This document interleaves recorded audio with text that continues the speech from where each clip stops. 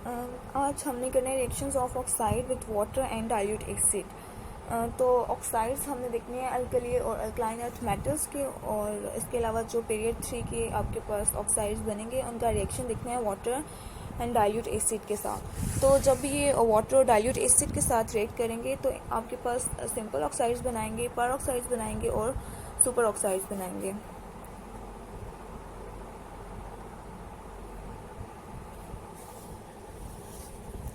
Oxides आपके पास क्या होते हैं कि जब आपके पास सिंपल ऑक्सीजन O के ऊपर जब आपकी जो वैलेंसी है 2 होगी -2, तब आपके पास वो ऑक्साइड्स होंगे, ठीक है, किसी भी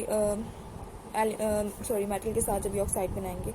लेकिन पर ऑक्साइड में क्या होगा कि O2 के साथ -2 वैलेंसी होगी, जबकि सुपर ऑक्साइड में O2 के साथ -1 होगी, ठीक है। तो इनका बॉन्ड कैसे बनेगा O2 का -2? इसमें आपके पास क्या होगा कि जो आपके पास 2 ऑक्सीजन्स हैं ये अपना बॉन्ड बना लेंगे और ये सिंगल बॉन्ड के थ्रू कनेक्ट होंगे, और एक बॉन्ड ये अपना अल्कली मेटल में जो भी इनके साथ है, फॉर एग्जांपल सोडियम है तो सोडियम के साथ, और ये क्या बन जाएगा Na2O2, ठीक है। तो आपके पास इस तरह से इनका बॉन्डिंग हो जाएगी। ये तो सिंपल आपके पास होती है ना नॉर्मल ऑक्साइड्स। तो ये आपके पास पर ऑक्साइड का केस है, और सुपर ऑक्साइड का केस आपके पास कैसे होगा? फॉर एग्जांपल आप ले लें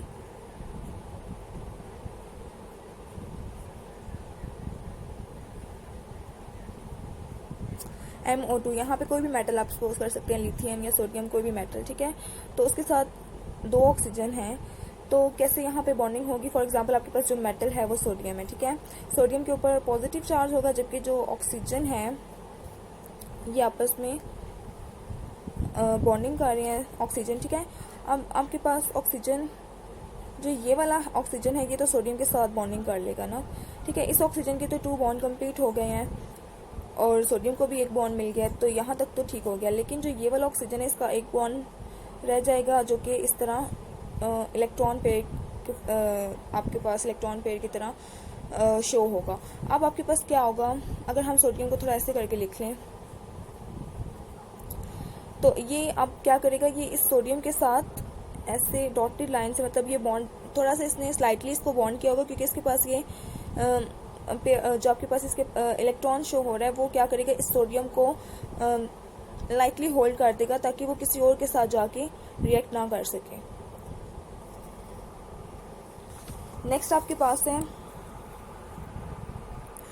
रिएक्शन विद वाटर। पहले हम सिंपल ऑक्साइड का देख रहे हैं, तो आप देखें कि सिंपल ऑक्साइड जब वाटर के साथ रिएक्ट कर रहे हैं M2O, यहाँ पे मेटल अगेन आप लोग कोई भी ले सकते हो, M2O plus water gives MOH। अगर आपके पास यहाँ पे लेट्स सपोज कि आपके पास मेटल है लिथियम ऑक्साइड, और वो वाटर के साथ जब रिएक्ट कर रहे हैं तो आपके पास लिथियम हाइड्रोक्साइड बन जाएगा सिंपल।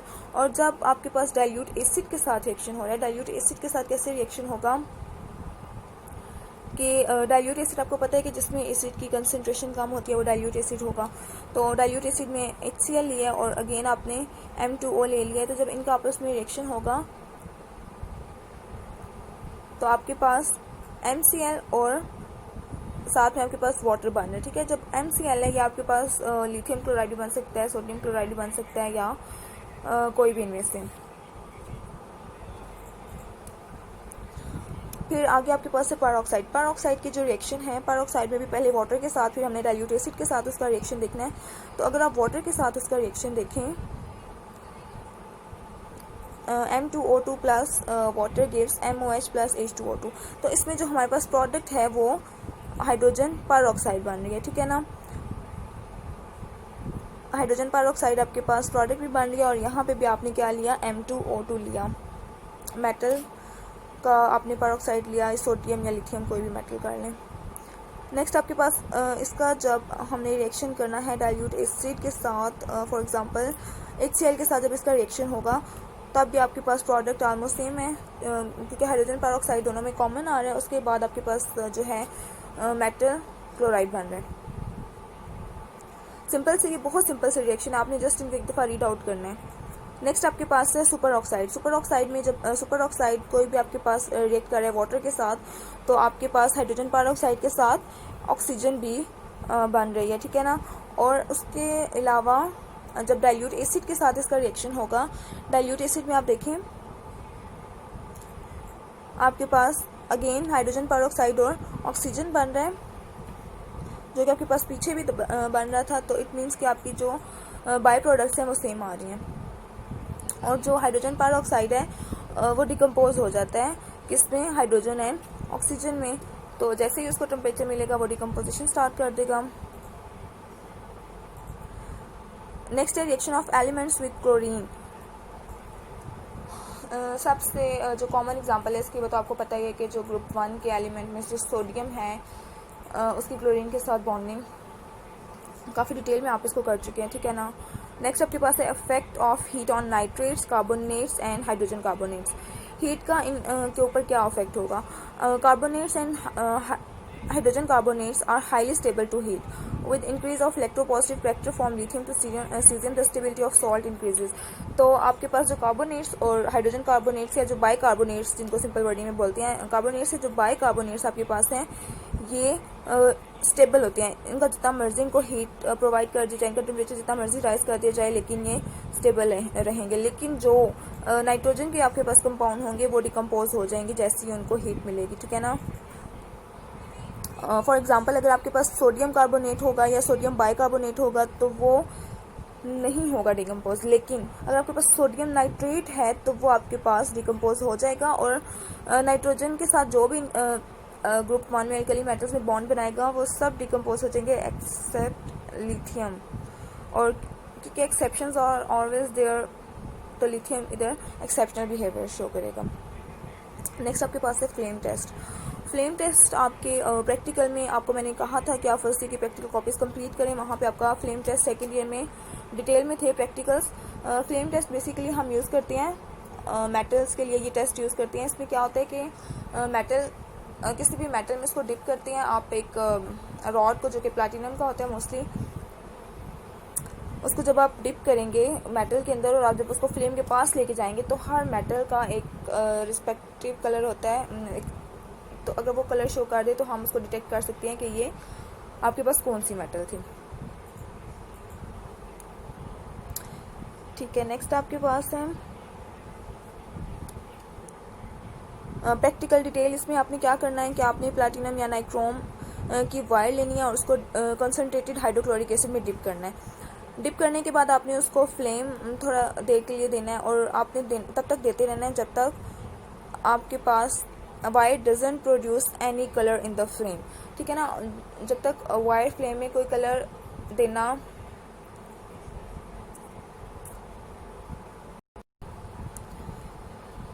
तो जब तक आपने इसको रिपीट करते रहना है जब तक कि वो कोई कलर प्रोड्यूस ना करें। नेक्स्ट आपके पास है कि फिर आपने उस वायर को क्लीन कर लेना है और उसको अगेन आपने एसिड में डिप करना है, ठीक है। एसिड में डिप करने के बाद फिर आपने उसको अच्छे तरीके से देखना है और उसके बाद फिर आपने उसको किसी भी मेटल के अंदर डिप करना है जिस भी मेटल को आप चेक करना चाह रहे हैं, ठीक है ना। जब आप उसको उस मेटल के अंदर डिप करेंगे फिर आप उसको अगेन फ्लेम देंगे, ठीक है। फ्लेम में फिर आप उसका कलर आप उसका देखेंगे कि आपको क्या कलर शो हो रहा है। तो ये कलर उसका टेबल बना हुआ है, ठीक है। डिफरेंट मेटल्स आपके पास डिफरेंट कलर देंगे जिसकी वजह से हम उसको चेक कर सकते हैं कि वो कौन सी मेटल है। ओरिजिन ऑफ फ्लेम कलर क्या था। बेसिकली इसका जो कॉन्सेप्ट है पीछे वो ये है कि जब भी फ्लेम का कलर कैसे होता है कि आपको पता है कि जो आपके पास मेटल्स हैं वो इलेक्ट्रोपॉजिटिव होती हैं। इलेक्ट्रोपॉजिटिव मीन्स कि वो अपना इलेक्ट्रॉन इजीली लूज़ कर देती हैं।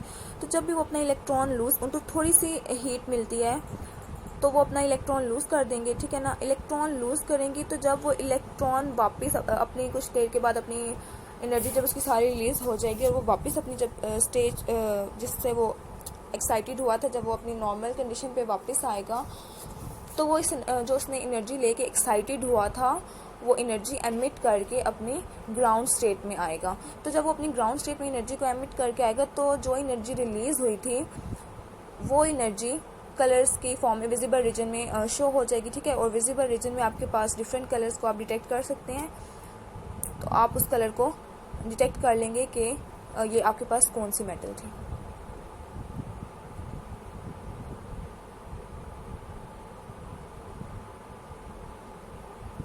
नेक्स्ट आपके पास है group 2 elements, alkaline earth metals जिनको बोलते हैं।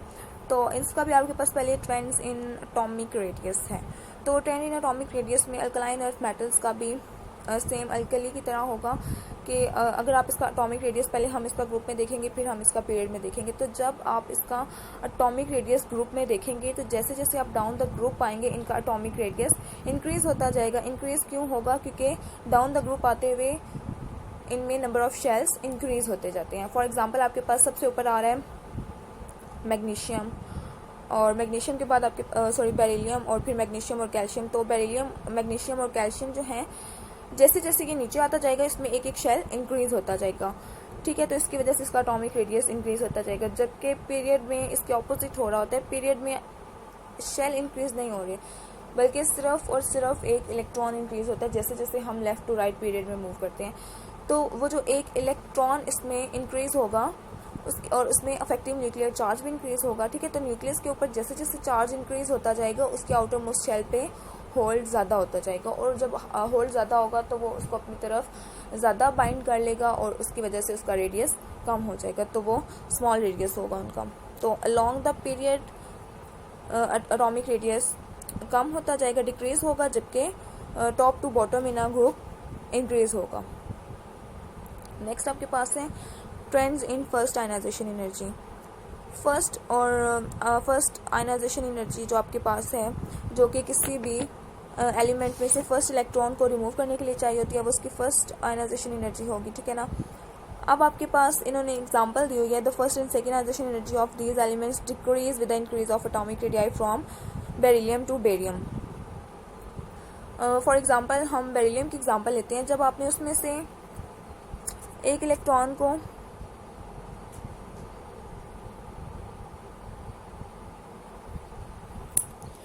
बेरिलियम के आउटर मोस्ट शेल में आपके पास 4 इलेक्ट्रॉन है, ठीक है। तो आपने इसमें से एक इलेक्ट्रॉन को तो यहाँ से ये वाला आपने इलेक्ट्रॉन रिमूव कर दिया। अब इसके पास पीछे 3 इलेक्ट्रॉन रह गए हैं, ठीक है ना। और जो यहाँ पे न्यूक्लियस था उसका पहले इन सब पे होल्ड था, अब एक इलेक्ट्रॉन कम हो गया है तो अब उसका सिर्फ इन 3 के ऊपर होल्ड रह जाएगा, तो वो इन 3 को अपने पास और अच्छे से बाइंड कर लेगा, ठीक है ना। और वैसे भी आपको पता है जब एक इलेक्ट्रॉन रिमूव होता है, इलेक्ट्रॉन रिमूव होने से किसी भी चीज़ के ऊपर क्या चार्ज आता है, इसके ऊपर पॉजिटिव चार्ज आ जाएगा। तो पॉजिटिव चार्ज की वजह से न्यूक्लियस के साथ इनका बॉन्ड और ज़्यादा स्ट्रॉन्ग हो जाएगा। अब आप जब इसको अगेन इसका जब आप सेकेंड इलेक्ट्रॉन रिमूव करना चाहोगे तो वो ज़्यादा डिफिकल्ट हो जाएगा यहाँ से रिमूव करना, ठीक है ना। न्यूक्लियस उसको इतनी आसानी से नहीं छोड़ेगा because of this positive charge. तो फिर इस वजह से आपके पास सेकेंड आयनाइजेशन एनर्जी हमेशा फर्स्ट आयनाइजेशन एनर्जी से ज़्यादा होती है,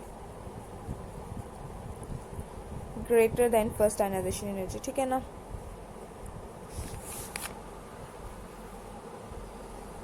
नेक्स्ट आपके पास है ट्रेंड इन इलेक्ट्रोनेगेटिविटीज। इलेक्ट्रोनेगेटिविटी का भी सेम आपके पास आयनाइजेशन एनर्जी वाला होगा कि जैसे जैसे आप टॉप टू बॉटम आएंगे तो आपके पास आयनाइजेशन एनर्जी हो, इलेक्ट्रोनेगेटिविटी हो, इलेक्ट्रॉन अफिनिटी हो, क्योंकि तीनों एनर्जीज हैं। तो आप जैसे जैसे टॉप टू बॉटम आते हैं तो आपके पास ये डिक्रीज होती हैं, और from left to right in a period ये आपके पास इंक्रीज। अच्छा, मेल्टिंग और बॉइलिंग पॉइंट में ये है कि इसके लिए कोई स्पेसिफिक ट्रेंड नहीं है, period wise and group wise कोई से 2 पीरियड और ग्रुप का कंपैरिजन कर सकते हो, लेकिन पूरे पीरियोडिक टेबल के लिए ट्रेंड नहीं है कि वो कोई स्पेसिफिक ट्रेंड जो फॉलो होगा, ठीक है, कि मीन्स के लेफ्ट टू राइट आपके पास कोई ट्रेंड ऐसा कुछ नहीं है। तो अगर आप alkali earth metal and alkaline earth metal को कंपेयर कर रहे हो तो अल्कली मेटल्स में पहले हम देखते हैं जब हम फ्रॉम टॉप टू बॉटम आते हैं तो ये आपके पास बेसिकली मेल्टिंग और बॉइलिंग पॉइंट जो है अट्रैक्शन फोर्सेस पे डिपेंड कर रहे हैं, ठीक है ना। तो जैसे जैसे हम टॉप टू बॉटम आते हैं तो इसमें आपको पता है कि मेटेलिक बॉन्ड में आपके पास क्या होता है, टॉप टू बॉटम आने से उनकी जो फोर्सेस हैं वो डिक्रीज होती जाती है, जिसकी वजह से फिर उसका मेल्टिंग पॉइंट और बॉइलिंग पॉइंट कम होता जाएगा। लेकिन अल्कलाइन अर्थ मेटल्स का जो बॉइलिंग और मेल्टिंग पॉइंट है वो हायर होता है as compared to alkali earth metals. क्यों? क्योंकि अल्कलाइन अर्थ मेटल्स में अफेक्टिव न्यूक्लियर चार्ज ज़्यादा होता है as compared to alkali earth metals, तो इनका जो बॉन्डिंग है वो थोड़ी स्ट्रॉन्ग होती है अल्कली अर्थ मेटल से, तो दैट्स वाई यहाँ पे इनका हायर हो जाएगा, ठीक है।